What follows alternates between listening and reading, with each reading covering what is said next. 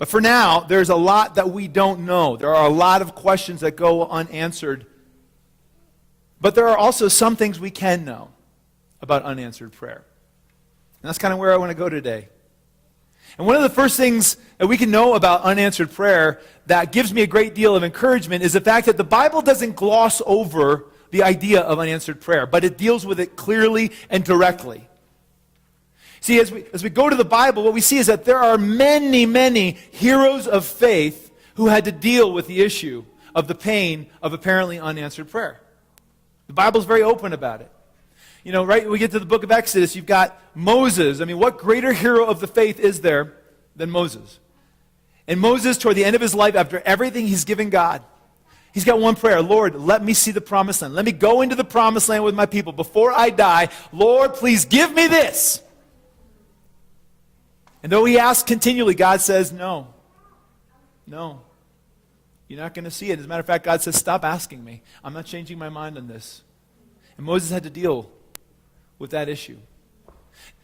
King David, the man after God's own heart, prays and fasts for a week over an infant child who's dying. God, save my son. My son is innocent. My son has done nothing to deserve this illness that seems is going to apparently take his life. And though David prays for a week and fasts for a week, the child dies. The Apostle Paul prays 3 times for a thorn in his flesh to be removed, and God told him, no. My grace is sufficient for you, for my strength is made perfect in your weakness. So for those who would say the Bible is flawed in its teaching on prayer, that while Jesus says these audacious claims, you know, it's inconsistent with reality, the Bible is very upfront with that. That there are people in the Bible, many heroes in the Bible, who had to deal with the same kind of questions and pain that we do. But the second thing I think that we know about prayer, and I would say I believe this with all my heart, is that no prayer really goes unanswered. It can certainly seem that way when we assume that the only answer to prayer is yes.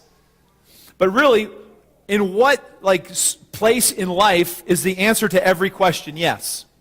Right? Is that the way parents parent their children? Whatever you ask, the answer is yes. Right? If parents were to parent that way, would our children be better off or worse off? Right? They'd be worse off, right? I mean, our kids come to us and ask anything and we say yes, that's going to lead to a very unhealthy, unbalanced child with no character whatsoever. Right? And then if we were to say yes to everything our children never asked for, that would lead to a whole new possibility of things they would ask for, because they would see that there are no boundaries and my parents are saying yes to everything, and then that would lead to them to be even more unhappy and unhealthy. Right? So if a parent knows that it's not in their child's best interest to say yes to everything, how much more does our Heavenly Father know it is not in our best interest to always answer yes to all of our prayers? And so God gives us other answers to prayer.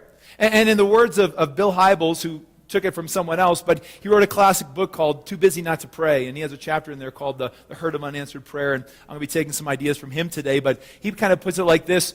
He says that when the request is wrong, God will say no. And that when the timing is wrong, maybe the request is right, but the timing is wrong, God says, slow, not now. When I'm wrong, God can say, grow.